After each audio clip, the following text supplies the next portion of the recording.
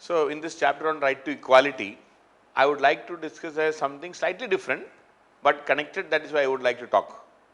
This is 104th Amendment Act, 104th Amendment Act, and the extension of this was done in 2020, in January 2020, and the extension of the 10-year quota, and the extension of the 10-year quota for the representation in the parliament. So, there is an amendment in article 334. So, now it has been extended and said that the quota will be extended for 80 years, up to 80 years from the commencement of the constitution. So, this representation in the parliament and the legislative assemblies will continue up to 80 years of the commencement of the constitution. That means another 10 years. So, 334, what is article 334? It says reservation of seats and special representation to cease after 70 years. So, 334, it was written that representation of seats. So, it is in Lok Sabha, Rajya Sabha, in the state legislative assemblies, and special representation. Special representation, we are talking about Anglo-Indian community, and special representation to cease after 70 years was the original thing, now after 80 years. So, the 70 word has been replaced by 80. So, the word 70 has been replaced by 80 through the 104th Amendment Act. So, 104th Amendment Act, 104th Amendment Act has replaced the word 70 with 80, and also they did one more thing. The parliament did not extend the nomination of Anglo-Indian community, Anglo-Indian community nomination of 2 seats has been scrapped.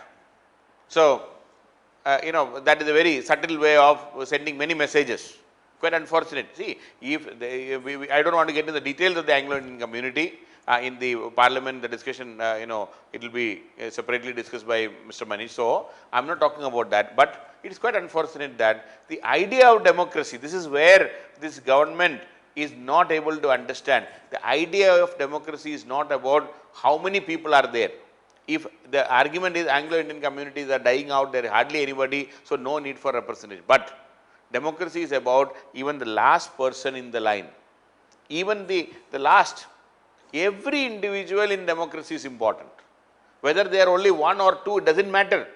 If there is a provision for 2 representatives from the Anglo-Indian community because of their peculiar issues and problems, today if the government says no need for representation from them, that is a sad reflection of the mindset of the people who are in power.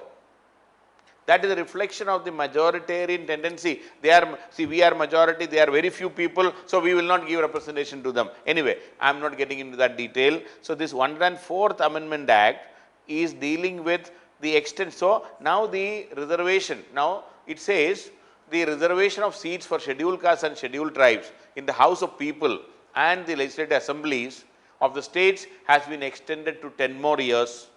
And my question now is, so it is up to 80 years, it will cease after 80 years now.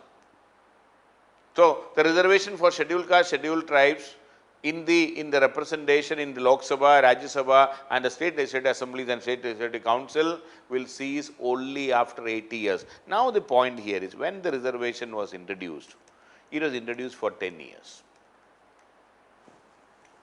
Now, many people ask this question, why are we extending this? See, there is a logic and there is a reason for the extension. See, the idea was that within 10 years, the equality will be achieved. Equality will be achieved.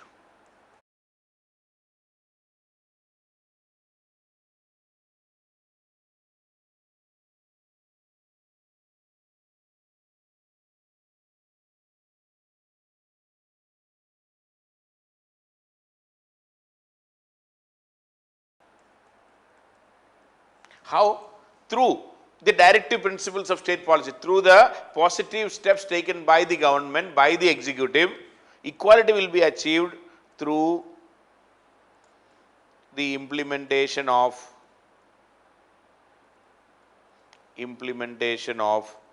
directive principles of state policy.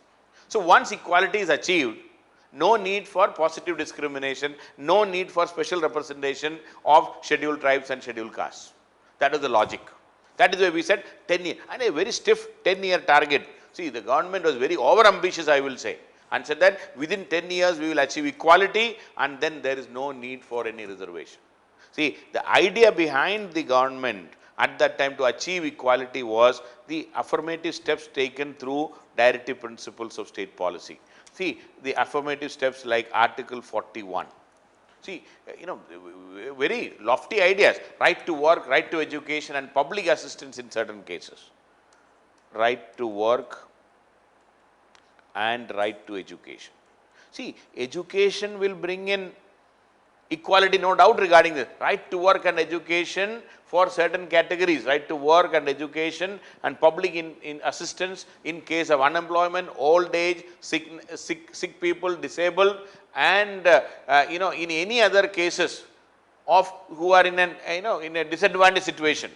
So Article 41, right to work, right to education. Then Article 45 at that time, the right to education, the free and compulsory education till the age of 14. Original Article 45 was free and compulsory education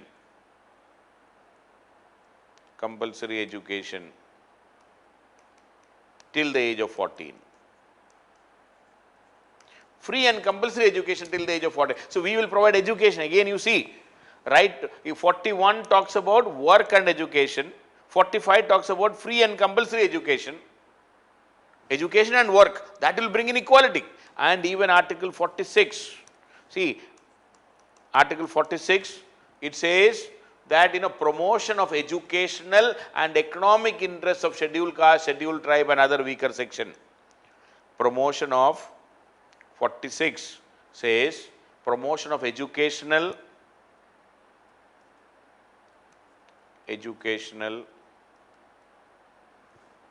and economic interests of scheduled caste, scheduled tribe and other weaker sections. So again, in all the three articles 41, 45, 40, what is common? Education and economic interest. 41 also talked about right to work, economic interest, education. So the government's idea, the idea by our forefathers or our initial government, Nehruvian government and all, was that we will provide education, we will provide work. Compulsory, free and compulsory education till the age of 14. Then Article 46, promotion of educational and economic interest. In all the three, we are talking about education. So the expectation by the government at that time was that we will be able to achieve equality through education and work and economic activity within 10 years. But we could not even implement this right to education, even right to primary education we could not ensure. The Right to Education Act came in 2009. Please remember, RTE Act was implemented only in 2009 by the previous UPA government. Right to education was implemented from 2010. So first 60 years of independence, we failed. Now in the last 70 years, we have failed. In the first batch of the right to education batch, even today, there are so many individuals, so many children who are outside the school. The quality education is a different story. So many children outside the school.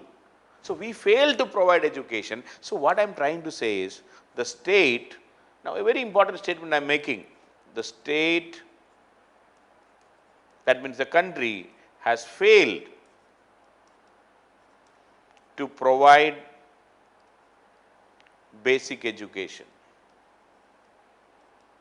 and employment or the economic activity, employment or the economic prosperity, which is such